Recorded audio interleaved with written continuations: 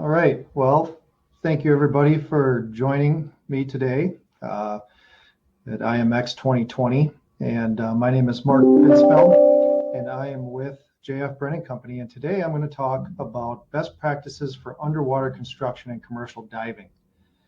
And really what I'm going to focus on are really a couple main areas. One, what are the standards out there? If you're going to go and hire a diver, like what is it that you should know? Whether you own a barge terminal, or you're an operator, or you run vessels, or maybe you're an engineering firm and you need to do inspection work. What should you know, and what are your risks in hiring an underwater construction or underwater inspection team?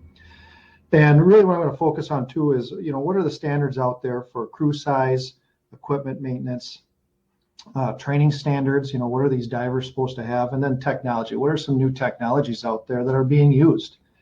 And I'll start by talking about, okay, let's look at the standards across, with Osha and what are some of the government entities requiring. But then I'm going to share some of the things that we're doing at Brennan to not only meet these requirements, but in some cases exceed them, and why we're doing that.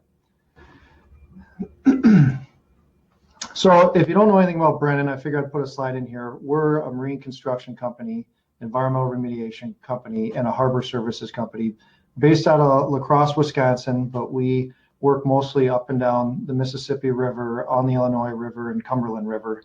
And we work environmentally throughout the inland waters of the United States doing environmental cleanups of riverways.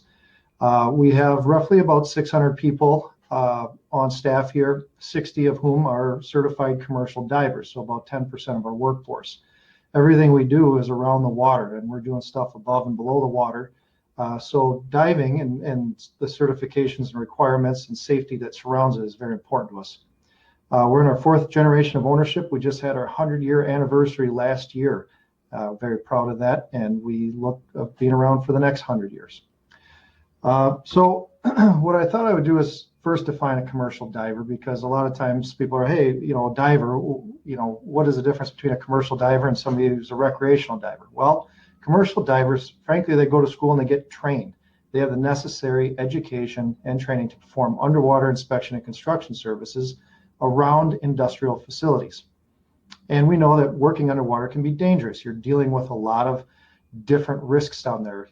Maybe you have zero visibility. You have a risk of drowning, carbon monoxide poisoning if you're working on supplied air.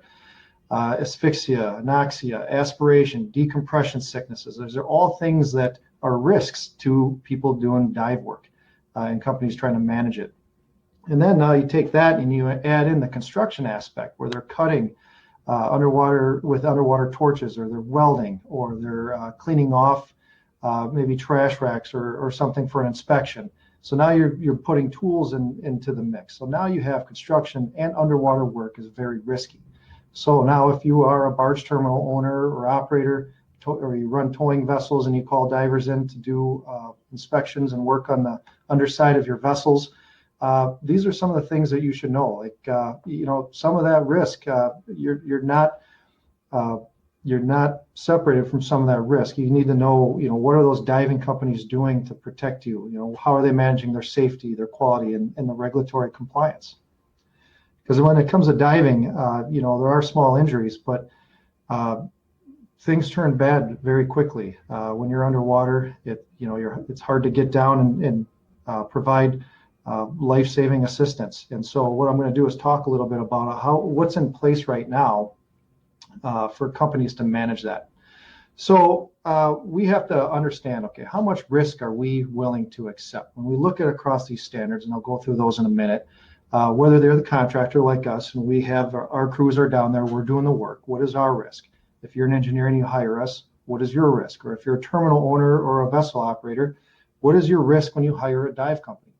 And things that you have to ask yourself is, okay, what if something happens? How do we manage that situation? How is it going to affect my company? And what if the worst happens? What if we have an injury? We can't get that person out and it turns into a fatality. What are some things that we should be aware of, and how are these diving companies like Brennan and the other diving companies out there managing that risk? So let me just start by going over some of the different organizations out there that have diving standards, and they're not all the same. OSHA is the one that can come out and regulate. They can fine you for not following their standards. They're the only one. There's ADCI, which is basically an organization formed by member companies that set standards and follow standards. The Corps of Engineers has their own standards. The Coast Guard has standards. A lot of times they'll reference ADCI. And then the U.S. Navy probably has the most stringent standards, and I'll talk about those in a minute. And finally, IMCA, and what might be coming down the pipeline for new standards affecting American companies. IMCA is actually a foreign organization, very much like ADCI, but they have stringent regulatory standards as well. So let's start with OSHA. We kind of look at these, the industry looks at these. These are the minimum requirements. Again, they're the ones that can come on site and they can fine you for not following their guidelines and their requirements. You can find their requirements in the 29 CFR 1910 subpart T, general oversight of commercial diving operations. And what they say is, as far as according to crew size, is that you have to have at least a 3-person dive crew. You got to have a person in charge, got to have a diver, and you got to have a dive tender. The dive tender is the person that is on the top side, and they're basically managing the cords, or they're supplying tools, and they're basically assisting the diver who's in the water. Now, again, a lot of dive companies now that are members of ADCI look at this, and that's a minimum requirement. That's the minimum you want to do, because the one thing that a small team of 3 people does not provide you is if something happens, how do you react to it? And I'll talk more about that here in a minute. But they don't have a lot of regulatory requirements when it comes to managing your equipment or training. So there's definitely some things missing out of the OSHA requirements. Now, the Corps, on the other hand, says, okay, we're going to reference that OSHA manual. However, we've got some more things. One, our minimum is a 4-person team. We have the supervisor, we have the dive tender. But by the way, that dive tender now also has to be a diver and have dive tender training. And then you have your diver. But the one thing that they add in there is a standby diver who has to be fully suited up and ready to go in. So if there is a problem, time is of the essence, and they can deploy that standby diver into the water as quickly as possible. Now, that standby diver can have multiple roles. He can help tend, so you can basically have 2 tenders. But at the end of the day, that diver has to be ready to go in the water at a minute's notice. They also have a lot more in requirements for training. So, for instance, they need not only first aid and CPR, which is required by OSHA, but they have bloodborne pathogen, emergency oxygen administration, life-saving measures that every person on that team who's a diver has to be familiar with and know how to follow. They have to be certified, or they have to have their dive diploma. They have to go to school for diving. They have to have the proper training. They have to have at least 1 year of experience. So the dive logs that they keep have to show that they've done this work before. Otherwise, they're a diver in training. They have to have a pretty rigorous physical every year. As you can imagine, going underwater every day and doing heavy work is very taxing and very physical. And you have to check in with a doctor and do a pretty rigorous physical once a year. And then, of course, they also introduce equipment testing and maintenance logs. You have to validate and show evidence that you are maintaining your life support equipment. And now the United States Navy, now that's even more rigorous. For them, and this applies to everybody that's doing the diving for them, or it could be their own divers. Same thing with the Corps. If the Corps divers or you're a contractor doing the diving, those were their requirements. With the Navy, though, they have a 6-person team minimum. So they're adding in what they call a council or a rack operator, log keeper. So basically a person that monitors air supply and bottom time. And then they have 2 standby divers. They have a standby diver for your main diver. And then they have a standby diver that would go in, he's suited up and ready to go. And basically that diver would also have a tender. So now you're adding in another tender. And then you have your normal diver. Now, this is a minimum by the U.S. Navy. In fact, one of our managers in the diving area is an ex-Navy diver, and he said that a lot of times they don't go anything less than 10 divers. So the 6-person team is a minimum, again, but typically the Navy will send out 10 people per dive. They got very stringent training and equipment maintenance requirements. The Coast Guard now, again, they have their own dive write-up, but what's happening is they're actually adopting more of the ADCI standards. So you'll see a lot of things that are similar to what the ADCI recommends, and I'll talk about those in a minute. But basically, it's a 3-person team minimum, and then you add in standby dive tenders as the job gets more technical. So if you're doing deeper depths where you need decompression chambers and things like that, then you have to start adding people to the team. But all their requirements do apply to not only their own people doing diving, but the contractors and people that are diving for them. The ADCI was formed in 1968, and basically the ADCI is all member companies. So there are companies like Brennan and lots of other companies out there that specialize in diving, and they get together and they establish safety standards. They work together to establish safety standards that are over and beyond OSHA.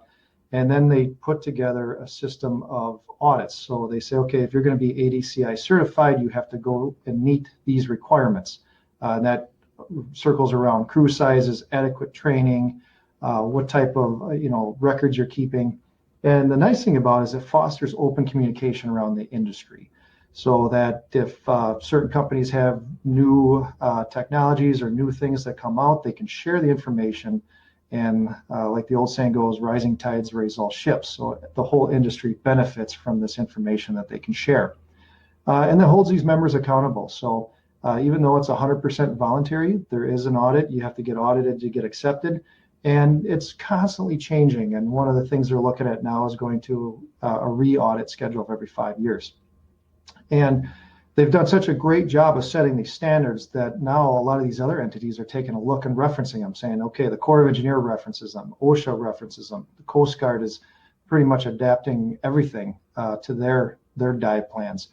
And so it's been a very effective organization in establishing standards, but they're constantly changing because they meet 4 times a year to review some of the latest and greatest procedures. But they also say a 3-man dive person or 3-person dive team minimum.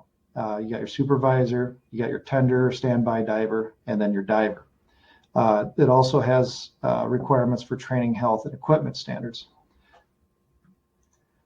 So the final one is IMCA, and that stands for International Marine Contractors Association. A lot of these are coming out of Europe. And we're seeing more and more of this in the United States, especially with our refinery clients. You're starting to see them on offshore wind projects. And it's even more stringent than the ADCI standards or the core standards. And basically what they say is you have to have a 5-person team minimum.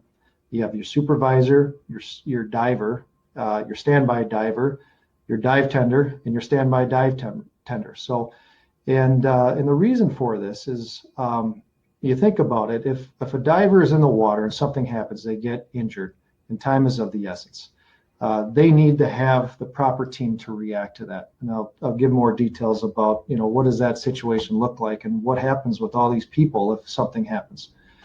The very stringent training requirements and equipment maintenance. In fact, it's a very expensive requirement, because what happens is you need 2 to 3 days worth of just paperwork to be able to get in the water. There's so much that has to go even around the operation that's why it hasn't been adopted across the United States quite yet. But like I said, some clients, some river-based clients who have facilities along the rivers are starting to look at this like it's a good program, because again, it reduces their risk of an incident happening.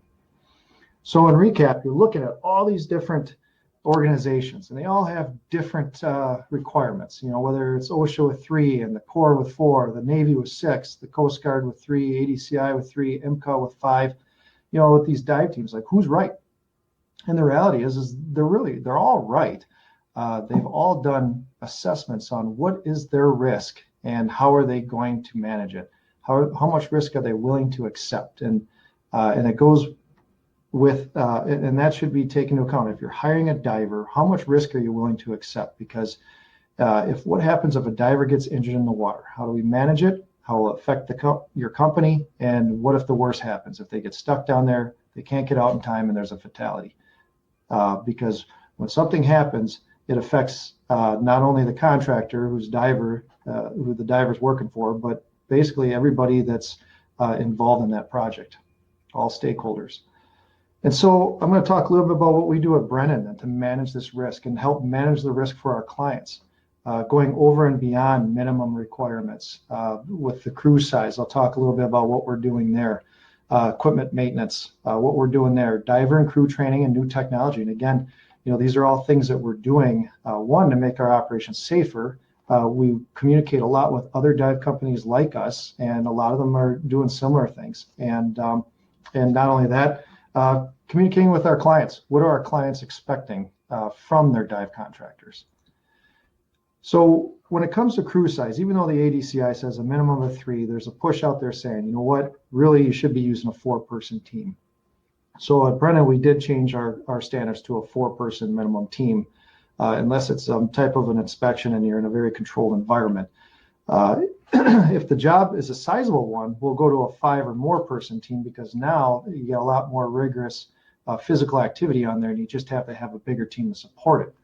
Now, this is the reason why we're going to a 4-person team, and we've made that switch to make that our minimum. So let's say your diver's in the water and they're down there welding and something happens. They get injured, they can't get out of the water. What are you going to do?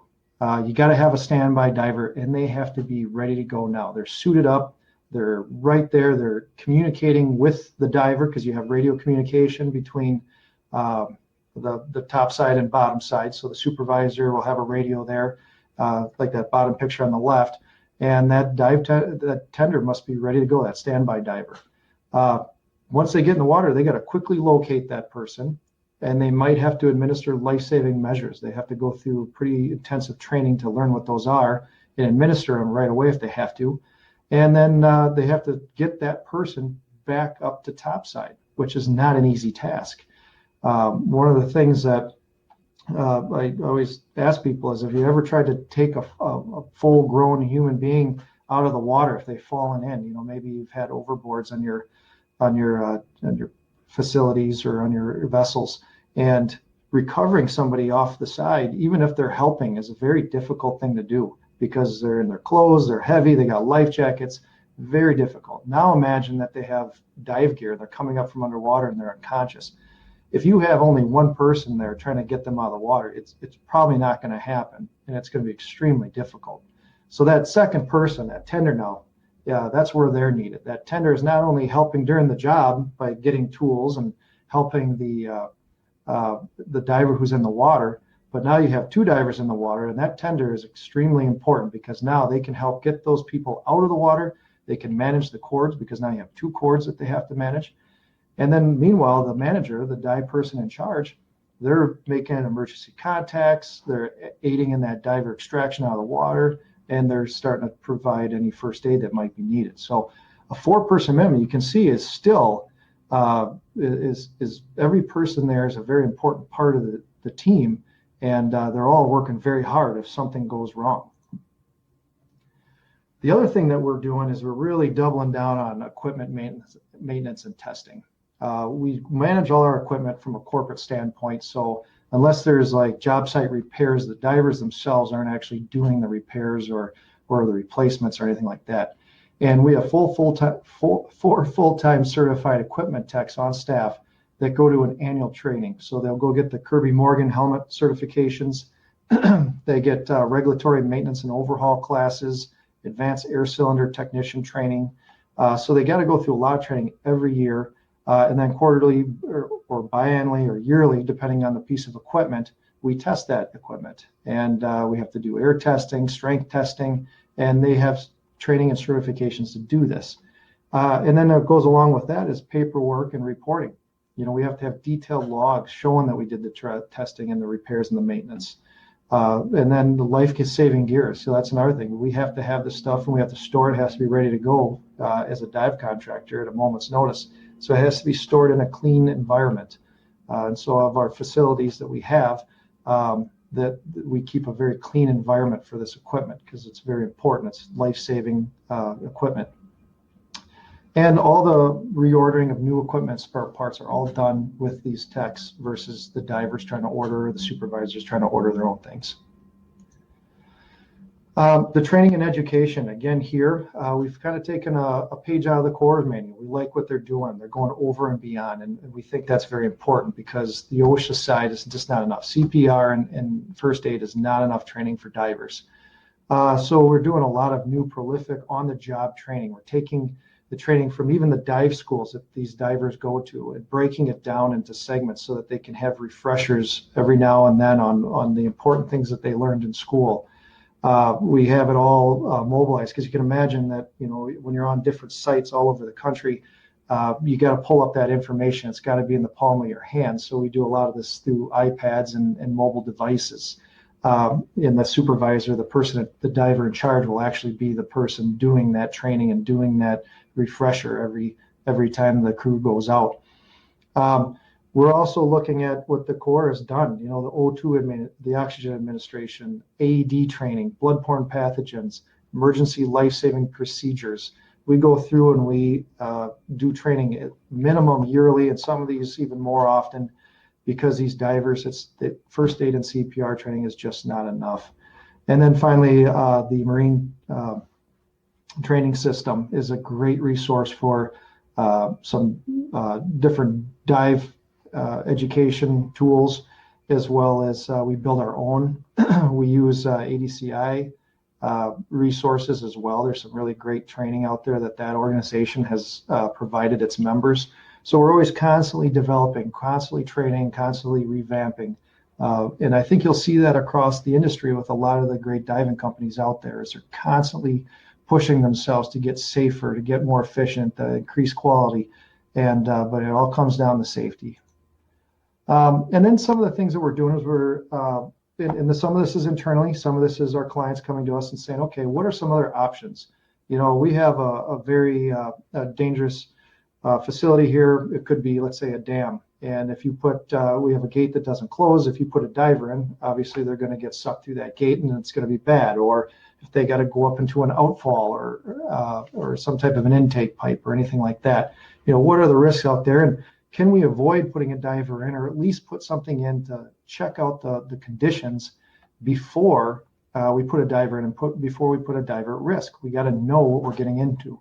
So with new technologies, ROVs have been around forever. Remotely operated vehicles have been around for a long time.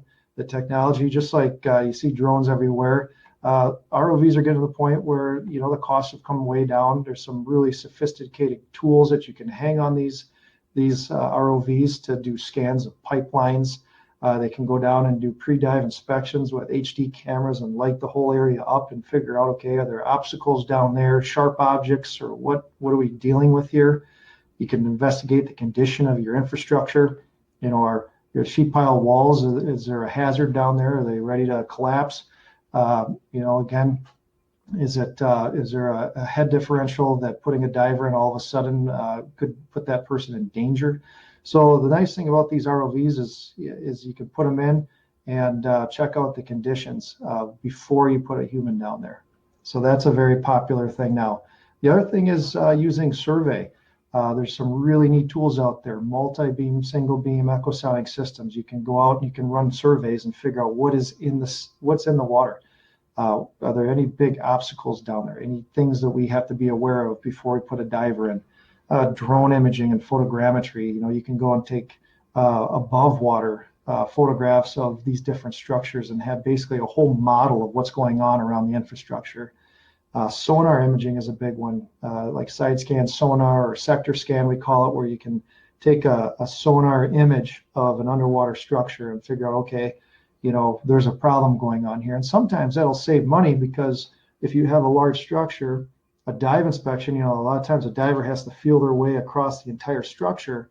Whereas if you're using some of this new technology, you run a scan, which only takes a couple hours, and you can pinpoint, okay, here's a problem area, here's a problem area, here's a problem area. And then the diver knows exactly where to go to do a little bit more investigation or repairs.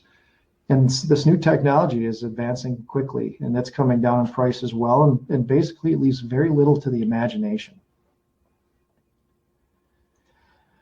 So in summary, if you're a facility or a vessel operator, carrier, or you're hiring divers, you know, you might be an engineering company or consultant, you know, you got to understand that you have to manage your risk and get familiar with the requirements and the best practices that dive contractors have to follow, so that you know, okay, that you're covered. Because if an incident happens, companies like us will have marine insurance, but it doesn't matter. There's still risk in your side of things. And knowing what your contractor has, whether it's the ADCI certifications, making sure they're at least meeting OSHA standards. And if there's more risk involved, like I said, the refiners are looking at it and they're saying that's not enough. We want IMCA standards. Making sure that you understand the difference of all these different requirements and who's requiring them, and then finding out, okay, which contractors meet those requirements. And this really covers everything. So making sure that, the contractors you're using are at the very least commercial diver. They have commercial diver certifications from accredited dive schools. Recreational scuba certification does not meet those requirements. That's not considered a commercial diver, even if they've been scuba diving all their lives. Commercial diving is very different than recreational licenses. Proof of those annual physicals. Again, you want to make sure the contractors are putting people in the water that are physically able to do the job. Current first aid and CPR certifications for all team members at a very minimum, but maybe starting to push and say, okay, what else? What other life-saving measures are you guys training your people on so if something happens? Corporate safe practices manual from OSHA. Get familiar with that. That's the very bare minimum requirements. And that's where if somebody shows up and something happens, OSHA can come in and, yes, they're going to go after the contractor, but because they're on your site, they're going to come after you too, and they're going to start questioning you. And next thing you know, OSHA's all over the site. So just be familiar with what's going on there. Proof of insurances. Make sure your contractor is insured and has the proper insurances that, the marine insurance and everything that can cover anything that they do. One of the things that we've seen clients do in the contract side is come back and say, okay, for indemnification clauses in the contract, we're going to say, okay, you're in charge or you're liable for everything that you've done. And just a side note on that, some clients will say, okay, you're also liable for anything that we've done. So if we're working on a facility and you guys, or the contractor's working on a facility, something happens with the facility personnel that's not related to the contractor. A lot of times, or I shouldn't say a lot of times, a few times we've had the client say, okay, that's your problem too. And I just caution people of putting too much indemnification clauses in their contract, because it just becomes a negotiation point. Not many contractors are going to indemnify other operations other than their own. But they should be indemnifying their own though. So that's something you should look at if you have it. And then have a plan and a necessary, have the necessary dive equipment for rescues. If you have a diver show up on site and they don't have any backup equipment, you should be asking them, like, well, what if something happens to that diver? How are we going to get them out? If there's no dive equipment on site, there is no plan to get that person out of the water. And so that's right there a very telltale sign about the risk that you're looking at. So that's really all I had to talk about today. A couple more resources. We did put a blog article out on this. You're welcome to check out our blog on our website. The Waterways Journal also did an article on this back in October of 2019, basically talking about how we're advocating for that 4-person standard. Again, we feel it's very important that our clients understand the risks that go around dive operations. And I think the whole industry wants people to be educated on the risks and what dive companies are doing to really mitigate those risks. So if you have any more questions, please feel free to reach out. This is my contact information. Again, Mark Bensfeld at JF Brennan Company, and I'd be happy to answer any questions in the future. Thank you.